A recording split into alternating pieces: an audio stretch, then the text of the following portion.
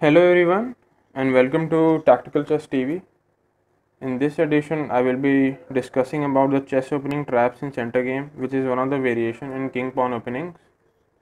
If you don't know about that particular variation in king pawn opening, that is a center game, I recommend you to watch my video on center game. Then you should come back to this particular video. Uh, at an amateur level, most games are won or lost in the opening through mistakes, and these mistakes either makes you or your opponent fall into the trap. When you are playing against, for say, formidable opponent, then there are lesser probability of making mistakes, right? But at the end of the day, we all know all the chess players are human beings, and mistakes are bound to be happening. So it's important to study the possible mistakes and traps to either avoid a trap or to spring it on your opponent. I am going to show some of the traps in the center game. If you are not familiar with this opening, as I have already told you, you should watch my video on center game. So the traps that I am going to show you have been played by chess players at competitive levels, if not the very highest levels or grandmaster levels, but they have been played at some competitive levels. So the opening that I am going to show is one of the oldest openings in chess. White tries to break up black's central strong point at the expense of bringing out the queen early or giving up a pawn. So here's one of the game.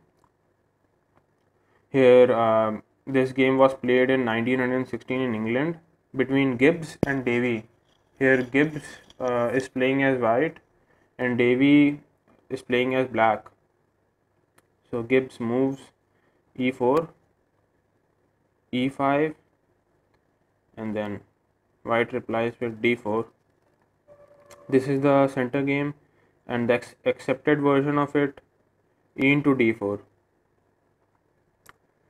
So this is known as center game accepted. Then Gibbs moves c3, then d into c3, bishop to c4,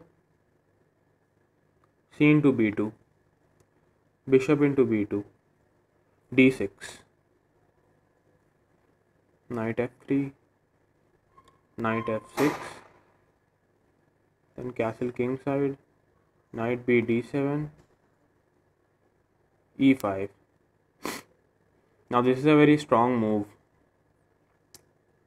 Knight into e5, knight into e5. Then here's a blunder that black makes. I will tell you how. E into e5, d into e5. I'm sorry. Now bishop into f7. Now you can look at here. King cannot take this bishop. As you can see, if king takes it, then white wins the queen. This was a trap. If he doesn't, then king will move over here, bishop to a3 check, and then king has nowhere to go apart from taking this bishop. Or you can say c5, but again it's the same old story. So this was a trap. So where was the mistake? Here, instead of taking this knight, black should have moved bishop to e6. Then what else? Maybe bishop into e6, then f into e6. Then white can move the knight back, and then black has definitely lost one piece, but you can see he can still play from here as he has got more pawns. How many more pawns? 3 more pawns. So it's almost a very competitive position. So still black can survive over from here. So let's move on to the next game.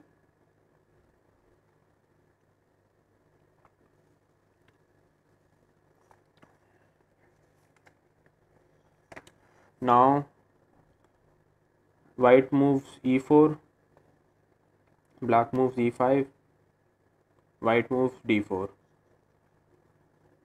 then e into d4, c3, d into c3, bishop to c4, c into b2, bishop into b2, queen to g5. Now this is a very passive move. You can see here black wants to attack the white's pawn at g7, g2, sorry, this particular pawn. White replies with knight f3, then queen into g2, bad move, very very bad move.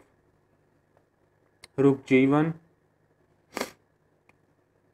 queen h3. That's the only possible move that white can move, as he cannot take this pawn. King can attack it, or he cannot take this pawn. Knight is there as well. That's the only possible move that he can play. So then bishop into f7 check. King takes this bishop. Then knight to g5 wins the queen. This was a trap. Huh. Or so when black moved queen g5, he should have simply moved away from here, somewhere like here or maybe here, right? So yeah, this was a mistake, or you can argue when he moved that rook g1,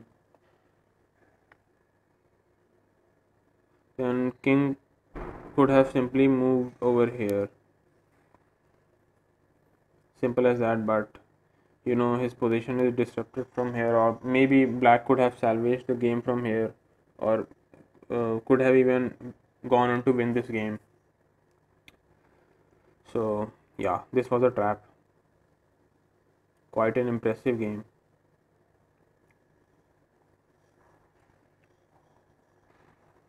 Another game that we are going to talk about: e4, e5, d4, then e to d4. And this game was played between Kirby and Smith in Sunnyvale in 1985. Yeah. So next move is c3, and this time black hasn't accepted this pawn at c3. Instead he has moved d5. Let's see if he's smarter than the previous two guys or not. We have to see that. Now after black moves d5, queen into d4, having eyes on g7 square, then knight f6, bishop g5, pinning the knight and also threatening d5 square. Now bishop e6. This is the bad move. Instead of that, he could have moved bishop e7, but he did not, protecting the pin as well as protecting the pawn at d5, but he didn't. Bishop to e6, then e5, very very good move. h6, e into f6, h into g5, then f into g7, wins the piece over here. You can say any other move like this or something else. or maybe h4, then check, and then white can move the queen anywhere else. Maybe he can give another check.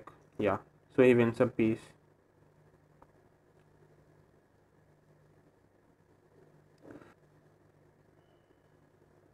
Another game that we will talk about. So this game was played between Smith and Cohen in Germany in Hanover, 1902. e4, e5, d4, e into d4, then c3, then again d5. The previous one. Till now everything is same. Then e into d5, queen into d5, knight f3, knight c6, covering d4 square with the help of queen and the knight. Then you have got knight into d4, knight into d4, c into d4, knight f6, knight c3, threatening the queen. Then he has moved something very weird, bishop to b4.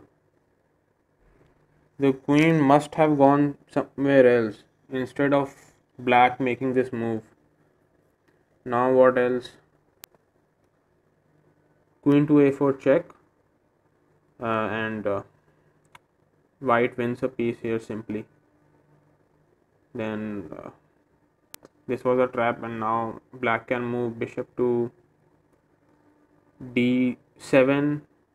Then queen can take this bishop, and then he has won a piece.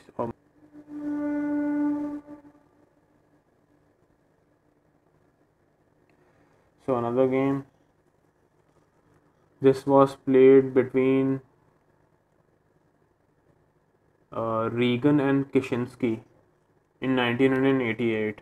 So yeah, e4, e5, d4, e into d4. This time he hasn't moved c3. Instead, bishop to c4, knight f6. And this type of variation of center game is known as Wander-Lasa gambit. Wander-Lasa, in which white moves bishop to c4. So black moves knight f6, queen to e2, then again queen to e7, e5. Now here what has happened is black has moved d5, and this is a very bad move. Instead, he should have taken the knight back to g8, but he didn't. So he has moved d5, then e into f6, and then queen is under the threat of the pawn. Then queen has to take this queen, bishop into queen at e2. White has won a piece. This was another trap.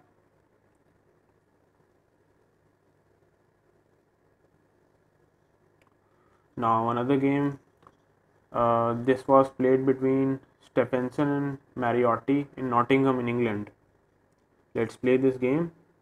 e4, e5, d4, e into d4, then bishop to c4, knight f6, e5, then d5, then bishop to b3, moves away from the pawn, knight to e4, knight to e2, bishop to c5, f3, threatens the knight, but it's not a good move. You will see how queen to h4 check, then g3. Now pause the video and try to find that brilliant move that black moves here. Uh, you can check the answer afterwards, but for now let's see if you can find that move. Try it out. Pause the video and try it out. Come on.